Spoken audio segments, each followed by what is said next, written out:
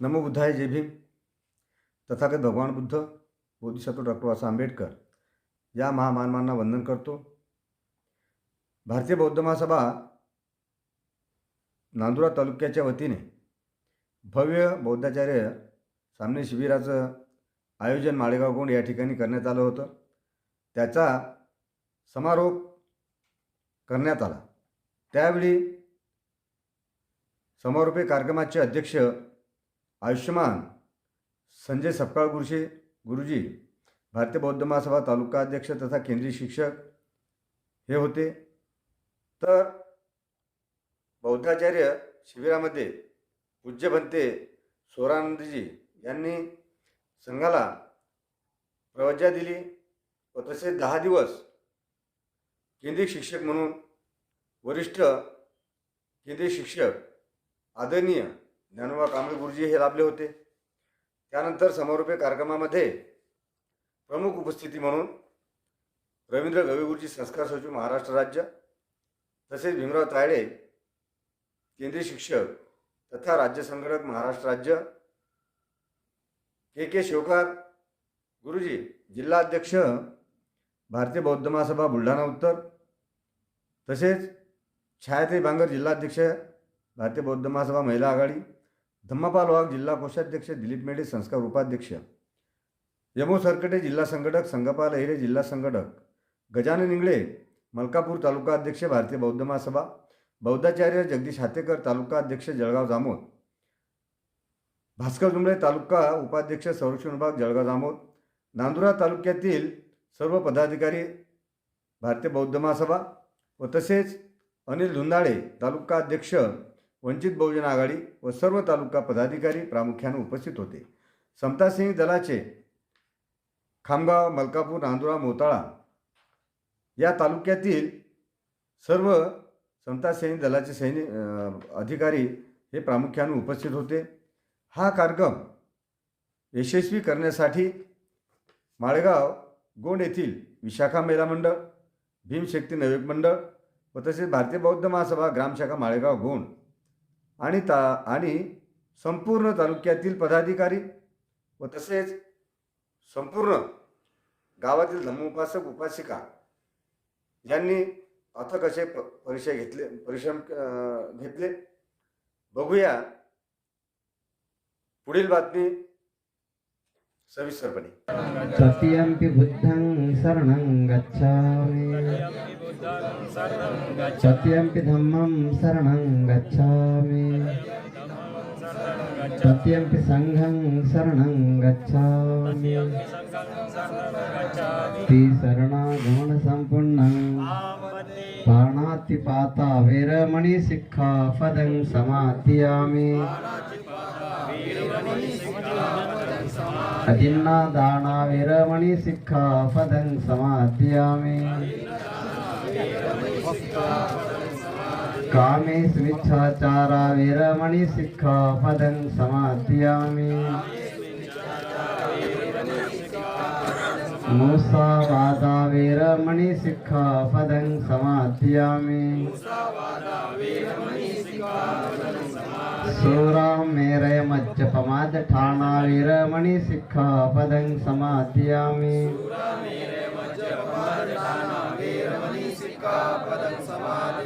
ती शरणं पंचशीलं धम्मं साधुकं सुराखितं कत्वापमादेन शीलं संपादेत.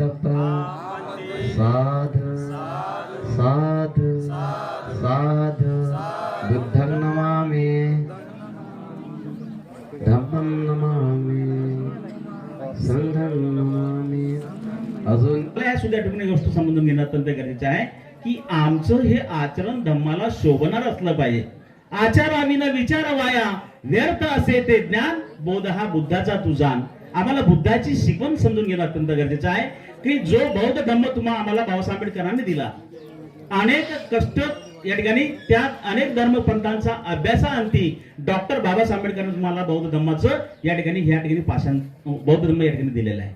आणि मग आमचं आद्य कर्तव्य आहे की आम्ही खऱ्या अर्थाने या ठिकाणी कशा प्रकारचं आचरण असलं पाहिजे. 10 दिवसामध्ये आपल्याला आदरणीय ज्ञानोबा कांबळे गुरुजी आणि जिल्ह्यामधून जे सर्व केंद्रीय शिक्षक येऊन सर्व विषय त्यांनी चांगलं उत्कृष्टरित्या सादरीकरण केलं, आपल्याला सर्वांना समजावून सांगितलं, हे आपण आत्मसात केलं असेल आणि यापुढेही कराल अशी मी अपेक्षा व्यक्त. मग त्या खेड्यामध्ये, कारण त्या जपानमध्ये जास्तीत जास्त खेडीच आहेत, मोठमोठे शहरं फार कमी आहेत. कारण काय की तिथं नेहमी भूकंप होतात, म्हणून ते खेडे विभागात त्याचा जास्त आहे.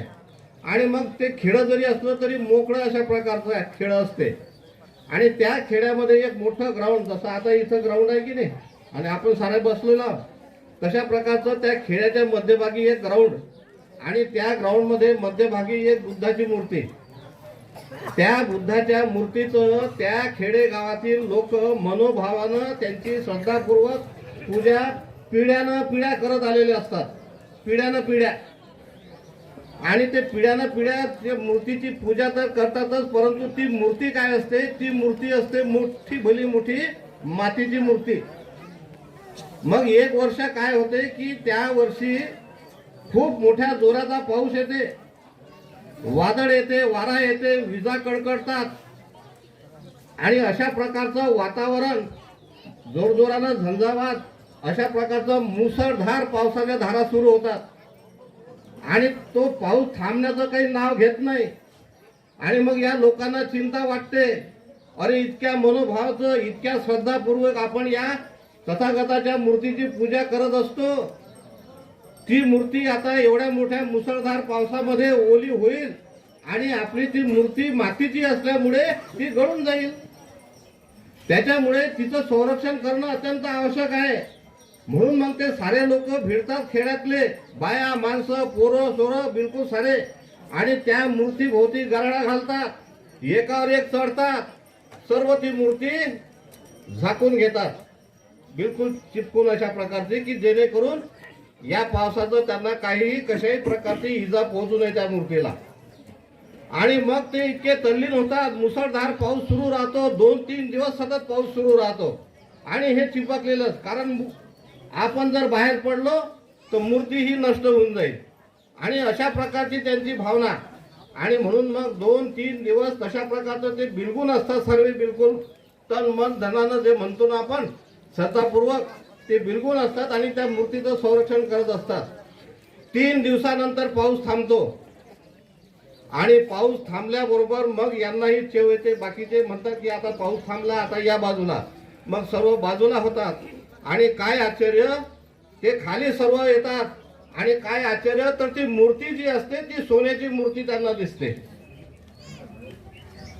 आता मी तुम्हाला म्हटलं की ती सोन्याची मूर्ती, तुम्हाला वाटतं हा तर काही सोडून राहिला, आता सोन्याची मूर्ती, ती मातीची मूर्ती होती ना, ती मातीची मूर्ती त्यांना दिसत होती. परंतु पिढ्यानं पिढ्या त्या मूर्तीवर मातीचा थर चढत चढत चढत चढत, कारण तो खूप हजारो वर्षापूर्वीचा थर होता ना, तर ती मातीचीच मूर्ती या नवीन पिढीला भासत होती. ओरिजिनल ती सोन्याचीच मूर्ती होती, परंतु त्या मुसळधार पावसामुळे, त्या वाऱ्यामुळे, वादळामुळे त्या मूर्तीवरची ती माती गळून पडली, आणि ओरिजिनल सोन्याची मूर्ती त्या ठिकाणी दिसली. आणि ती सोन्याची मूर्ती आहे म्हणजे आपल्या याच्यामध्ये चमत्कार नाही ना, परंतु जे ओरिजिनल होतं ते दिसलं. आता तुम्ही मला सांगा की 9 तारखेपासून हे शिबिर सुरू झालेलं आहे. 9 तारखेपासून या शिबिरामध्ये बसण्याच्या पूर्वी तुमच्या मनामध्ये कोणता गोंधळ सुरू होता, तुमच्या मनावर कोणते संस्कार होते, द्वेष होता, काम होतं, क्रोध होता, मत्सर होता, खोटं बोलणं होतं, व्यसन होतं कोणाला, त्याच्यामुळे या सर्व ज्या गोष्टी आहेत तृष्णेच्या, ती तृष्णा, त्या तृष्णेचा मळ हा तुमच्या मनावर साचलेला होता. त्या तृष्णेचा मळ, काम, क्रोध, मोह जो काही असेल त्याचा मळ म्हणजे माती, म्हणजेच धूळ. त्या धूळ, तो मळ तुमच्या मनावर साचलेला होता. परंतु 10 दिवसाच्या ज्ञानोबा कांबळेच्या प्रबोधनाच्या प्रवचनातून ती जी सतत धार सुरू होती, त्या सतत धारेच्या मुळे जे बाकीचे या ठिकाणी केंद्रीय शिक्षक शिकवण्याला आले असतील, त्यांची कोणती बिजली कडकली असेल त्यांच्या प्रवचनामधून, त्यांचा कोणता एखादा विषय सोसाट्याच्या वारासारखा असेल तो तुमच्या मनावर आदळला आणि तुमच्या मनावरची हे काम, क्रोध, मोह, मत्सरचा जो द्वेष आहे, ती जी धूळ होती, तो जो मळ होता, तो धुवून निघला आणि आज तुमचं जे मन आहे हे सोन्यासारखं या ठिकाणी चकाकते. म्हणून तुमच्या चेहऱ्यावर हे जे तेज मला दिसते ना, ते त्याचं तेज आहे. ही तुमची अंगकांती जे दिसते ना, ही झकाकणारी अंगकांती ती आहे. आणि त्याच्यामुळेच आज या 10 दिवसाच्या या शिक्षणाच्या प्रबोधनामधून या ठिकाणी खऱ्या अर्थानं आपलं मन हे स्वच्छ